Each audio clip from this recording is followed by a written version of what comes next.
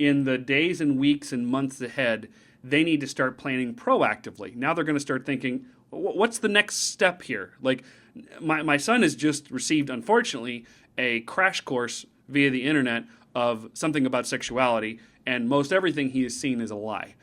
I need to fill him with truth now. What does that look like? What does that proactive training and teaching in righteousness look like? Okay, well, that looks like you look for opportunities. You seek opportunities. You make up opportunities to talk about these things with your sons. For example, we were sitting outside a YMCA one time for a PE class, and we had gotten back to the van, and a woman's walking across the parking lot. One of my young sons says very loudly, "Mama, why is that lady walking across the parking lot in her underwear?"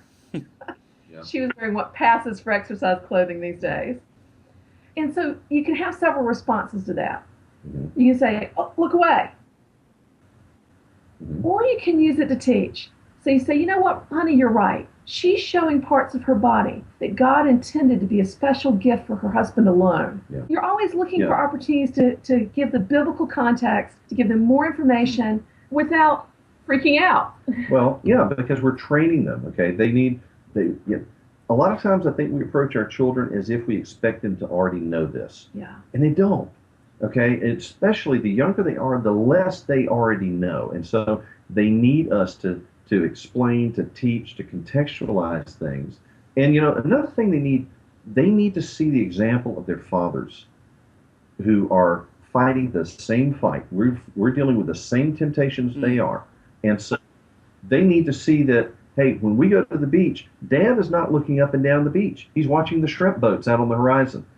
He's not scanning the co-eds down the beach with a pair of binoculars. Likewise, when Dad goes to the store, he turns his back on the magazine rack, or he looks away from the billboards for the strip clubs and things when they're driving, and explains it. And say, "Hey, son, let's look this direction. There's a billboard back there that has some images that are a temptation. They're bait." It's kind of a different thing than usually we try to avoid discussions about this. Instead, if we really want to protect our sons, if we really want them to turn out to be those knights in shining armor, then we need to instead seek out those conversations. Use the billboard as an opportunity to discuss what's right and what's wrong.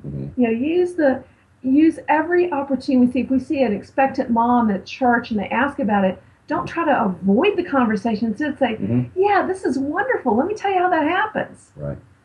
And explain it always in biblical context, because just like the tellers at the bank aren't given counterfeit money to be taught how to recognize real money. Instead, they're given lots and lots of opportunity with the real thing. Because if we just flood our kids with the biblical context for sexuality, then when their cousin or the boy down the street or the internet tries to share this satanic perversion of the act of marriage, they're going to immediately recognize it as dirty and wrong and sinful.